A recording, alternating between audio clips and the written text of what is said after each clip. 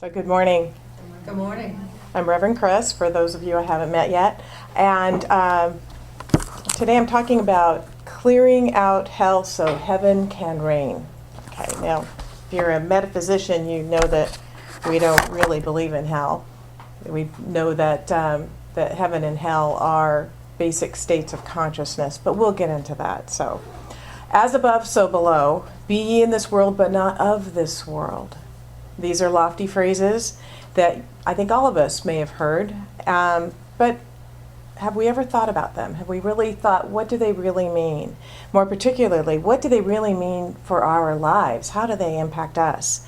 And to me, they mean bringing heavenly ideas, higher truths, deep and profound spiritual concepts into our earthly, worldly experiences so that with all of the dust and debris and the grit and the grime that they come with, that they can be transmuted into heavenly ones.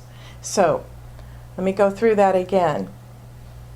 Bringing heavenly ideas, higher truths, deep and profound spiritual concepts into our earthly, worldly experiences so that the earthly, worldly experiences, with all of the dust and debris and grit and grime that come with them, are transmuted into heavenly ones. Does that make sense? Okay. Many believe that to get into heaven, we must first die. But in religious science, we really don't believe that. We believe that in order to experience the kingdom of heaven, which is a conscious connection with the God presence within, we have to let something or some things die. So in order to get to that place, there may be something in our life that has to die. We need to know that what it is we have to let go of. And we have to know that what's not allowing us in consciousness to experience that kingdom of heaven. We have to be aware of whatever it is within us that's standing in the way. Ernest Holmes, who wrote The Science of Mind, said, "Behold, the kingdom of heaven is at hand, but this kingdom must be recognized. The recognition is a mental act. We must release whatever keeps us from recognizing, complying with the laws of the kingdom in our lives. We might even go so far as to say we need to clear out hell so that heaven can reign." A story that was told by the late Ignath Esvaran, a modern mystic, spiritual teacher and author from India, illustrates what it is we need to do. In ancient India lived a sculptor renowned for his life-size statue of elephants, with trunks curled high and tusks thrust forward, thick legs trampling the earth. Those carved beasts seemed to trumpet to the sky. One day a king came to see these magnificent works and to commission a statue for his palace. Struck with wonder, he asked the sculptor, "What is the secret of your artistry?" The sculptor quietly took measure of the monarch and then replied, "Great king, when, with the aid of many men, I quarry a gigantic piece of granite from the banks of the river, I have it set here in my courtyard. For a long time I do nothing but observe the block of stone and study it from every angle. I focus all of my concentration on this task, and I won't allow anyone or anything to disturb me. At first I see nothing but a huge and shapeless rock sitting there, meaningless, indifferent to my purposes, utterly out of place. In fact, it seems almost resentful at having been dragged from its cool place by the rushing waters. But then slowly, very slowly, I began to notice something in the substance of the rock. I have a premonition. An outline, scarcely discernible, begins to show itself to me. I watch with an open eye and a joyous, eager heart. The outline grows stronger. Oh yes, I can see it. An elephant is stirring in there. Only then do I start my work. For days flowing into weeks, I use my chisel and mallet, always clinging to my sense of that outline, which grows ever stronger. How the big fellow strains. How he yearns to be out. How he wants to live. It seems so clear now, for I know the one thing I must do. With an utter singleness of purpose, I must chip away every last bit of stone that is not elephant. What then remains must be the elephant. The key phrase in this illustration, with an utter singleness of purpose, I must chip away every last bit of stone that is not elephant. And that is our task. with an utter singleness of purpose, to chip away everything that is not heaven, to look at what it is in our life that is not heaven and chip away everything that is not that. And we know that that is within us.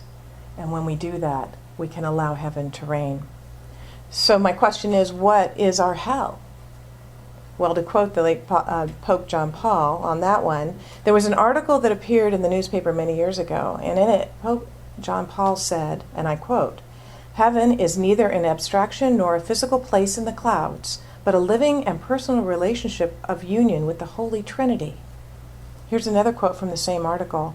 "Hell is not a punishment imposed eternally by God, but the condition resulting from attitudes and actions which people adopt in this life. More than a physical place, hell is the state of those who freely and definitively separate themselves from God, the source of all life and joy." So I want to talk this morning about two ways that we experience the hell of separation and the source of all life and joy. Two blocks that if we were to chisel them away and clear them out, then heaven could reign more freely in our lives. And these two blocks are fear and blame. So let's look at the first one. Let's look at fear. And of course, I love my acronyms. Fear is, forgetting everything's all right. Forgetting everything's all right, and false evidence appearing real. So those are the two acronyms that I think of with fear. And it's been said that there really are only two emotions, and this is really from the Course in Miracles, and that is there's love and there's fear. And which one, when you approach things in your life, any incident in your life, where are you coming from? Are you coming from love? Are you coming from fear? And this was very apparent to me this last few days with my dad dealing with a gentleman who's trying to sell him long-term care insurance, and he's 88. And I actually got to speak with this person on the phone. Actually, no, I got to listen to this person on the phone because he had a spiel that went for about 20 minutes, and it was all fear-based. All fear-based. Oh my goodness, I couldn't tell you all the things that he was saying, and this would happen, and this could happen, and this could happen, and didn't I know that a stroke was right around the corner? And at that point, I said, okay, I gotta go, and hung up, and I thought, I'm not gonna come from this from a position of fear. I am just not gonna do it, because I'm gonna come from love. That is where I'm gonna come. I refuse to make any decisions based on fear. And I thought, that is a sad life to live, where you have to sell people things through fear. And I am so glad I'm not in that business. So that was a real epiphany for me. So Marianne Williamson writes, love in your mind produces love in your life. Isn't that wonderful? Love in your mind produces love in your life. This is the meaning of heaven, she says. Fear in your mind produces fear in your life. And this is the meaning of hell. I'm choosing heaven today, okay? Here's an illustration of this that was told in Building Your Field of Dreams, which is just a wonderful book by Mary Morrissey. She is awesome. So when Mary's daughter, Jenny, was 4 years old, she had a fear common to many children. The family would go to the local swimming pool, and Jenny wouldn't just hang on the edge of the pool. She would cling to the edge of the pool, white knuckle. She was afraid of swimming. Well, maybe it wasn't swimming. Maybe she was afraid of drowning. I'm not sure. But anyway, no matter how much her parents, it's like people say, I'm not afraid of flying. I'm afraid of crashing and burning, right? It's not the flying part. But no matter how much her parents tried to encourage her to trust the water, telling her that it would support her if she would only let go, she just wouldn't do it. They had long conversations with Mary, trying to convince her that if she let go, she would remain safe. They kept telling her, Jenny, it's okay. You can let go of the edge of the pool. But I'm afraid, she'd say. I know, sweetie, but you don't have to let your fear run your life. It's okay. Look at the other kids. They're bouncing in the middle of the pool, and they're the same height as you. You can too. One day, when they again took the family to the local pool, Mary said to her, Jenny, don't you want to let go? And this time she said, I don't want to let go, but I'm going to. Those key words can be a moment of transformation for all of us. None of us relishes facing our fears, but heaven exists beyond the borders of them. And so, finger by finger by finger, Jenny unfastened herself from the edge, and her mom and dad carried her to the middle of the pool, and her toes touched the bottom. And she moved her arms a little, and her eyes lit up, and she looked at her mom and she said, "I've got the power." Isn't that amazing? She's 4 years old. That's what a 4-year-old did. She let go of the edge, and that's the experience that awaits each of us, discovering the power within us, discovering the heaven within us as we release ourselves from fear. It's been said that you can't let fear run your life, because if you do, you won't live. If you're letting fear run your life, you're certainly not creating heaven here on earth. So this morning I ask you, how is fear in your life preventing you from living? How is fear preventing you from creating heaven on earth, right here and right now? What is it a fear of? That you're not safe in the world? That you won't have enough? Are you afraid to connect with others? Are you afraid to let love in? Are you afraid to speak your truth? Are you afraid to shine your light? And on and on. There's probably a lot of things I haven't even touched on. And isn't it time right now to clear that out, no matter what it is, so that heaven can reign, so that we can let heaven in? A little child was lost in the woods for several days. Eventually, a man discovered her sitting under a tree, waiting to be found, because we all know that if you're lost, you stay where you are, so that they can find you. I learned that in Girl Scouts. Well, maybe it was Boy Scouts. I'm not sure. Anyway, he asked, "Weren't you afraid?" She said, "No, I wasn't afraid, because I know that God is here." "How do you know that?" replied the man. "Because I am here," she said. Isn't that beautiful? Out of the mouths of babes. I know that God is here because I am here. How about this statement whenever we get into fear about anything? I know that God is here because I am here. Let's say that together. I know that God is here because I am here. So I release fear and live. So I release fear and live. Okay, so let's close our eyes for a moment. Let's think about a fear that might be holding you back. Let's look it in the eye and say, I know that God is here because I am here. So I release the fear and live. Say it together. I know that God is here because I am here. So I release the fear and live. Congratulations, you've just cleared out a little bit of hell so that heaven can reign. All right, so on to our second block to creating heaven on earth, which is kind of another biggie, I think, for some of us, and that's blame. Letting go of blame. Just like there's only two emotions, there's really only two ways that we show up in life, and that's blaming and taking responsibility. George Bernard Shaw said, liberty means responsibility. That's why most men dread it so. Blaming your surroundings, circumstances, or others keeps you stuck in where? Hell, right? We have a belief that was wonderfully worded by a New Thought minister. His name is David Owen Ritz. Whatever we experience in life, we either create, promote, allow, or step in. Let's say that again. Whatever we experience in life, we either create, promote, allow, or step in. When we blame, we become what? The victim. When we take responsibility, what happens? We become empowered. We take responsibility, we reclaim our power and become empowered. When we look outside of ourselves to point a finger and say the problem is him or her or the system or the government or whatever, we're really shooting at the wrong target. Too often we try to change outer things instead of changing the inner, because we know it all starts with us. It all starts within. We fire at the screen instead of the projector, so nothing happens. Remember the story I shared about the cowboys watching the movies at the turn of the century when movies first came? Does anybody remember that story? It's a melodrama, and it's a mining town, and the cowboys are all sitting down in there, and the heroine is attacked by the villain, so the cowboy jumps up and shoots six shots into the movie screen trying to kill the villain. Well, what happens? Nothing, right? Because it's projected on the screen. If he really wanted to stop that, he would have had to fire back at the projector. And everybody laughed, because in those days, a gunshot didn't mean that much. There were a few bullet holes in the screen, but the picture kept going on. And we laugh at the cowboy because instead of firing at the screen, we know that he really should have fired at the projector, and that would have stopped the picture. When we want to start to change our consciousness, we fire at the projector and then things happen. If you don't like the picture on the screen, change the reel. Change the reel. Change your thoughts and change your consciousness. Where have we heard that before? I love that. Change your thinking, change your life. Choose something different. History is filled with examples of people who created a slice of heaven on earth by taking responsibility for their own lives and connecting with an inner source, rather than blaming the circumstances on others. Here's just a few.